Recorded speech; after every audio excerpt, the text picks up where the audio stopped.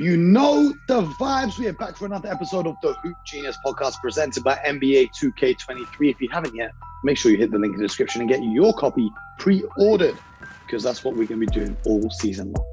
BJ Armstrong is with me once again. I am Mogo MC. BJ Armstrong in the cup, and quite sad times in the NBA world amongst the NBA community. Tributes have been pouring in, and then for the late great Bill Russell, a true pioneer of the game. So I'm not even going to say too much. I'm going to let BJ talk because I'm sure that his tribute is going to be a lot more fitting than mine, given your experiences in the world of the NBA and your interactions with Mr. Russell himself. Well, what a tremendous loss. A giant, and we throw this term around a lot, Mo. Legend, superstar, what have you. I really don't have any words to describe him. I remember the very first time I met, Mr. Russell was at All-Star Weekend, and that cackle, his laugh, it's like nothing you've ever heard before first. But when you say you meet someone and they have presence, Mo, right? When you meet someone and they walk in and you see them and you feel their energy.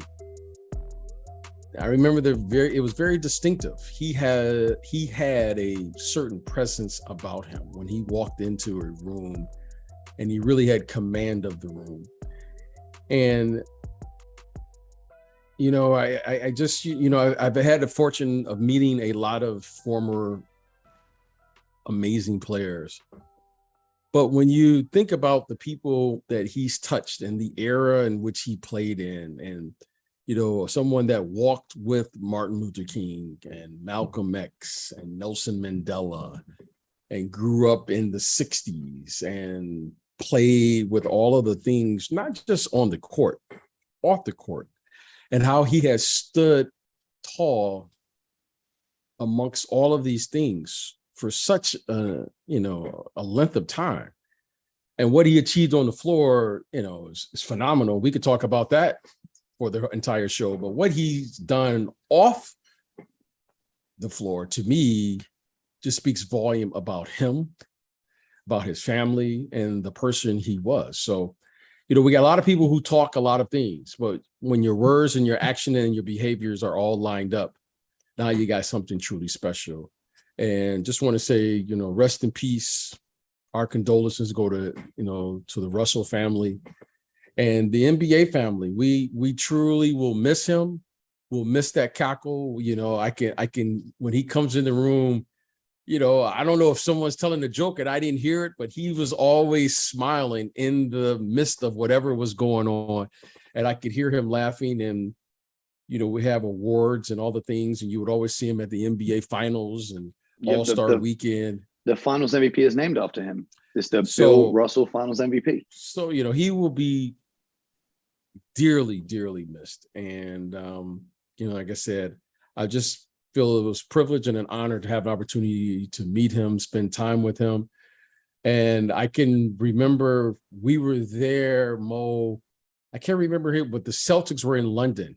I remember it was in London right before they won the championship. The Celtics were in London. Yeah, it was that season, the NBA Europe Live tour. So they went to Rome, they went to Berlin or Paris. Was it Utah? Was it Utah? I can't remember who it was. The Lakers came. Utah was here. Bulls were they used to do that. Those tours were big. So I remember standing outside waiting for the bus. Okay, Mo, this is a great story.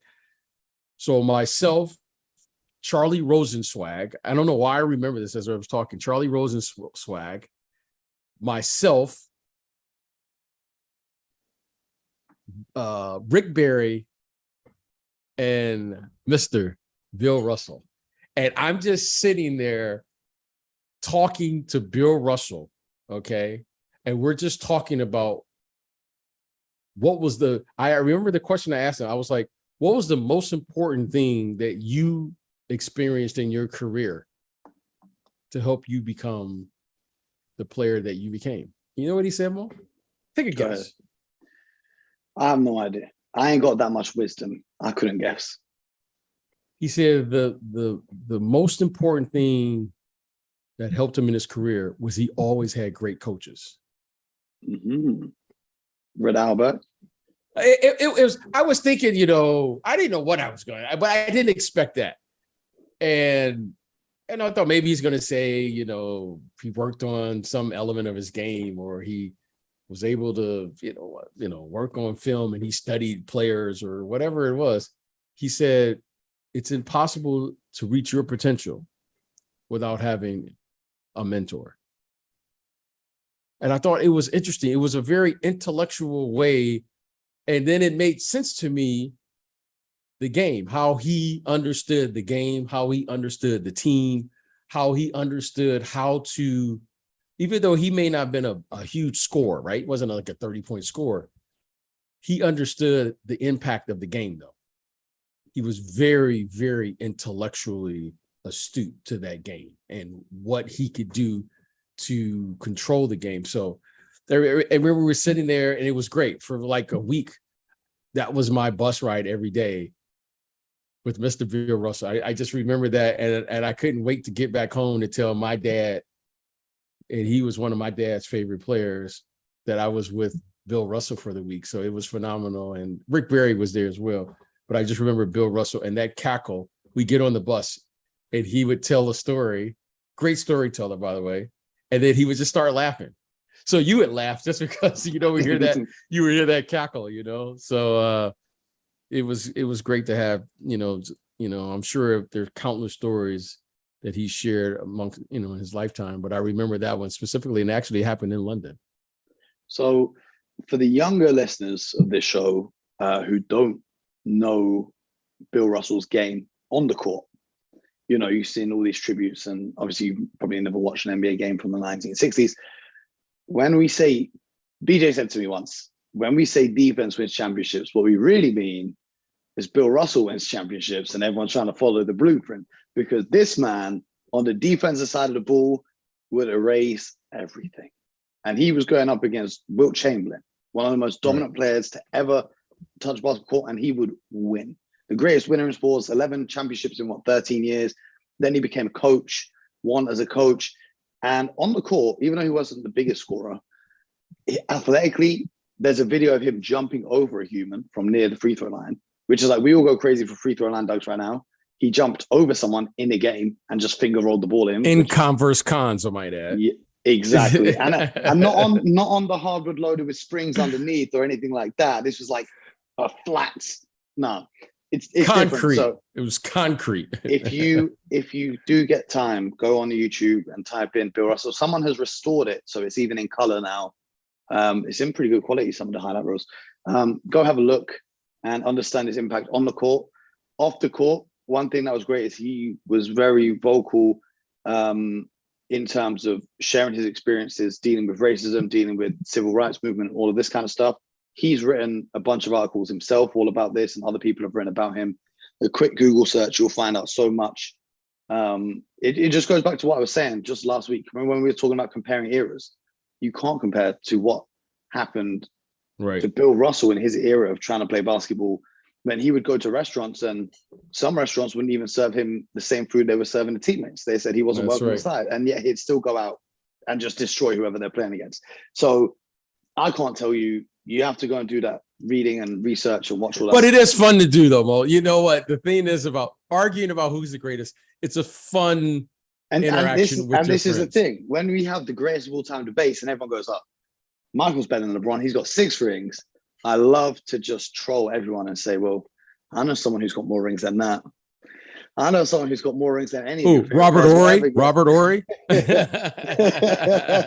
No. This one's in the Celtics jersey, my man. This one's in that green jersey. You know what I mean? So rest in peace to Bill Russell. And you saw the impact from all the tributes from all the players. It was good of the players to recognize that, people like Bill Russell laid the foundation for the league to be what it is today. And it's not just basketball, it's all levels of sports, especially in America, with everything that happened there. But that leads us to the modern NBA now, BJ. And the NBA now is very different because we have what appears to be a player making a trade request via their Twitter timeline. Just we sat down to record this podcast. Are we on the court now, Mo, or off the court again? We are off the court now. Okay. We all are, right. BJ, we're off the court until the season starts because there's nothing, unless you want to talk about pro-ams, because I know how much you love the Atlanta Hawks going to, shout out to Jamal for getting all these people down his pro-am. Okay, we're talking Paolo about the Twinner Paolo timeline. dropping 50 and DeJounte hitting someone in the head with the ball and then scoring on them, and Trae Young saying, we'll see you guys in the season. Okay, we're going to talk about off the court, BJ, until the games resume. CJC9 Boss, aka Jay Crowder, on Instagram, I think he's Bossman99. He calls himself Bossman, which, BJ, you probably don't understand why that's so funny to me. In London, well, pretty much in the whole UK, I think, if you say Bossman, who do you know who you're referring to? Have I said this on the show before? I have no idea. If for someone to be called Bossman, you have to have a certain occupation to be a boss man. And it definitely isn't what Jay Crowder thinks it is, because he thinks he's a big boss. In London, if you run a fried chicken shop or a corner store, like a bodega, for the American listeners, the Indian man who works behind the counter, or the Turkish man, or the Sri Lanka, or wherever he's from, right? But it's never an English guy. It's always someone from Asia. They are boss man. Because you walk in a chicken shop, what's good, boss man? Let me get 3 wings and chips. Yo, boss man, you got any ketchup? That in London, if you call someone boss man, you can't call me boss man. No. Well, maybe Jay Crowder has he's a silent investor. If Jay Crowder is a silent investor in Morley's chicken shops, I would be more shocked by that than anything ever to happen. But anyway, Bossman99, as he calls himself, Jay Crowder, has said change is inevitable. Growth is optional. I believe it's time for a change. I want to continue growing. And the first reply underneath says, a change in girlfriends, ? Hi, from Cami Parrish, a lady who's replied to Jay Crowder by shooting her shot. But I think he's talking about a trade. So that lends me to the conversation, BJ, of do you see a trade on the horizon for Mr. Jay Crowder? He was talked about being in part of the package for a Kevin Durant deal before DeAndre signed his contract. I believe he's got 1 year left. And obviously the Phoenix Suns, they have some level of depth at the wing position at which he plays. What do you read into this tweet, and can you see this happening, any trades on the horizon soon? Very interesting that someone put something on Twitter, right? This was on Twitter, and then we assume what he's talking about. He could be talking about a number of things. However, wait, before you do that, do you remember when Eric Bledsoe did this? You know what? I'm not going there. No, because this is the funniest one. Level. Because this is the funniest one, okay? Eric Bledsoe tweeted, I don't want to be here, okay? And we all knew it was about a trade, but because he can't do that publicly, he said, oh no, my girl took me to the nail salon with her and I didn't want to be there. But we all know what he was really saying because he was shortly traded after that. So Jay Crowder tweet, he's been in trade rumors all summer long. Well, here's what I take from this.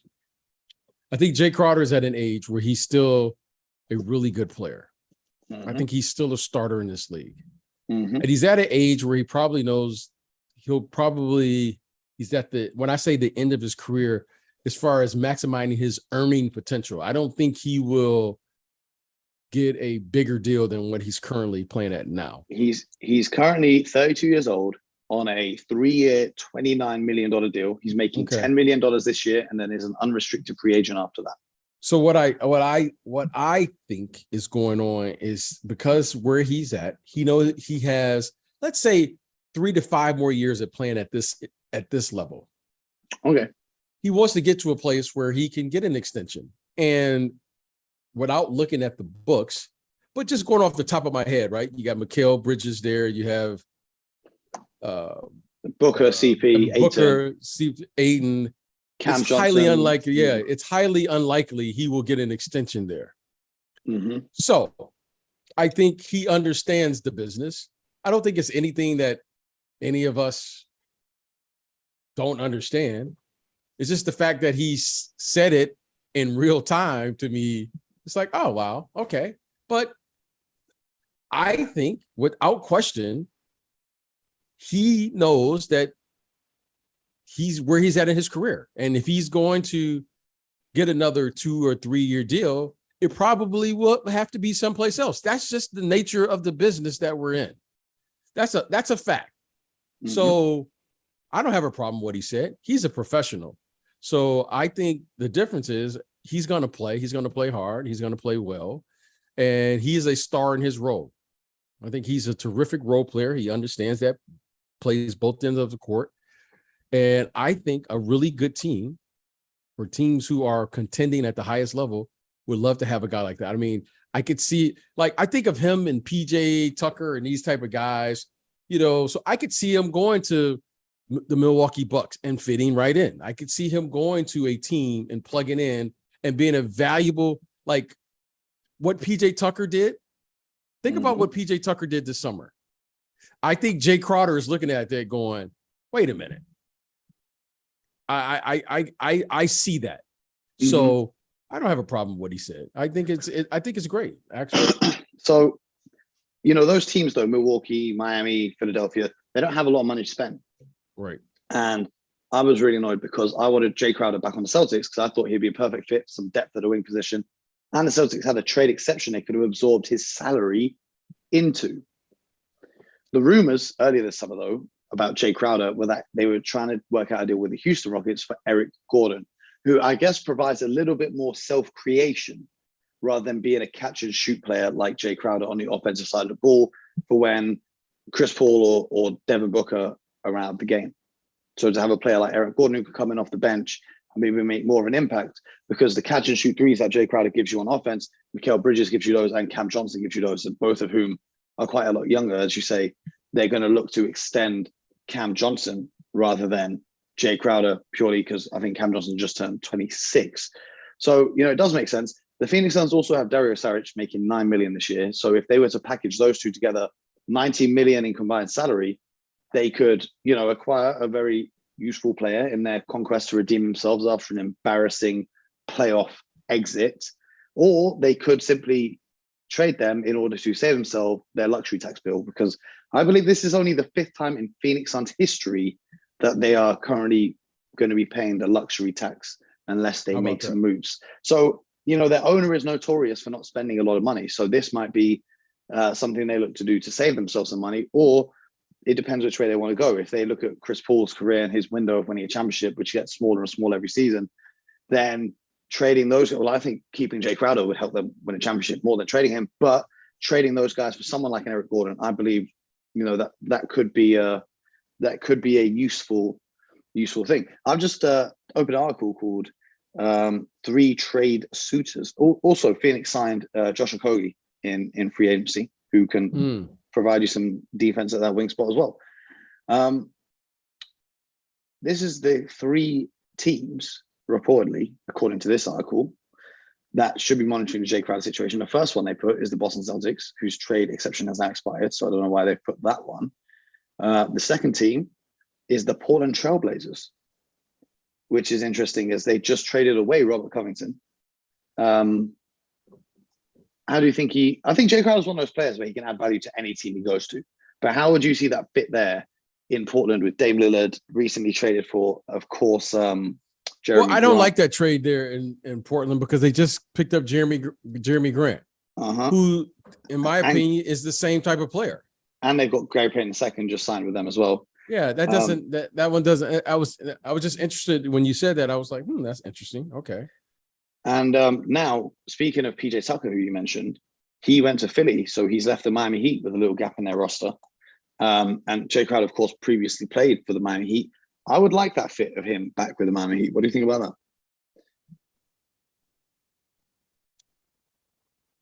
that?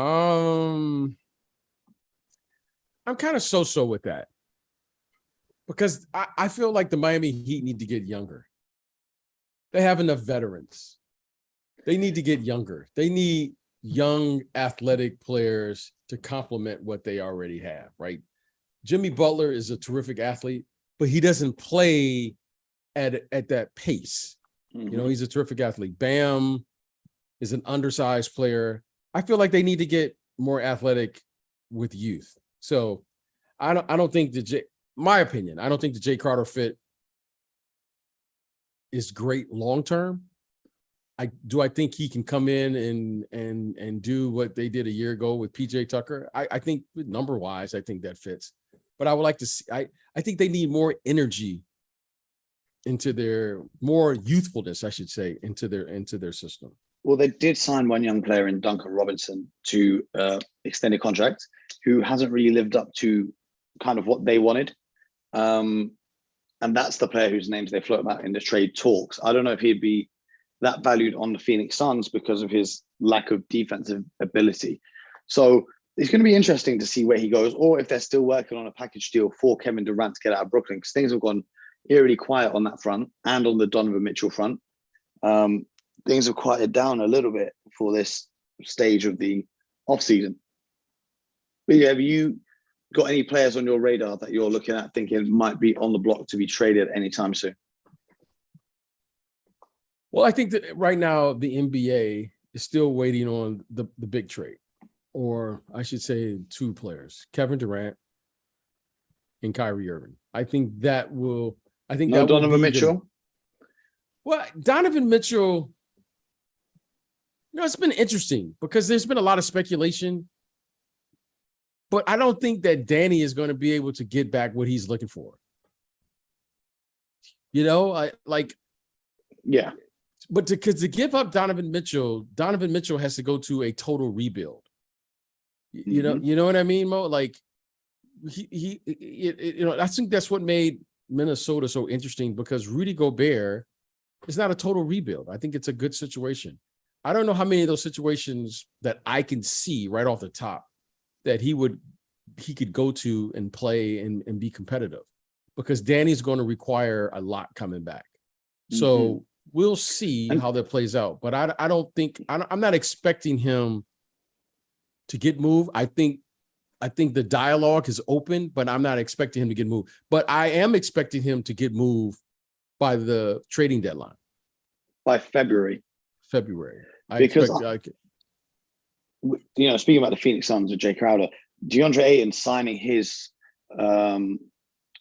qualifying offer or whatever he signed with the Indiana Pacers, and the Phoenix Suns matching that, means he's ineligible to be traded until January the 15th, 1 month before the trade deadline. Right. So there is a situation in which Kevin Durant or Kyrie Irving or Donovan Mitchell is not traded until players like DeAndre Ayton are re-eligible to be traded, because it's clear that he's not happy in that situation in Phoenix, or it was from their final game of the playoffs, and him going elsewhere and wanting to sign in Indiana is kind of an indicator of that. So maybe they're just going to have to sit tight until the pressure is on, because when that pressure comes along and it's the deadline and you're supposed to be a contender, your team's not living up to performance, or your team's overachieved and you might want to add more pieces in, that's when we might see a bit more flurry of action in terms of the trading market. Yeah, I mean, as far as Ayton, listen, I just think that was as I'm looking from afar, I think the NBA, I think they should at least consider looking at the restricted free agency as is. Reason being is, if a team doesn't want to sign you at whatever the market value, okay, they have 48 hours to make a deal or not. If not, then player X can move on. Mo, okay, and that would that would be a fun 48 hours for NBA fans across the world as well. Yeah. Mo, okay, now either give the guy the max or give him what you're worth and put your best foot forward. And if the guy rejects it, then he can go elsewhere. But to do what DeAndre Ayton did, now he signed for the max with another team. And then they match within 5 minutes and he has to come back there. It doesn't see it. Something about that doesn't, like, the guy just signed for $50 million or something. And it's like, well, I didn't really want to be here anyway. It just doesn't seem right to me. And I don't know what the right rule should be, but if you can't work out a deal, then that player should be able to go somewhere else. And then I think that will especially with, what's the point of having restricted free agency? Like Mo, like it'll be like you and I saying we can only stay here. Mm-hmm.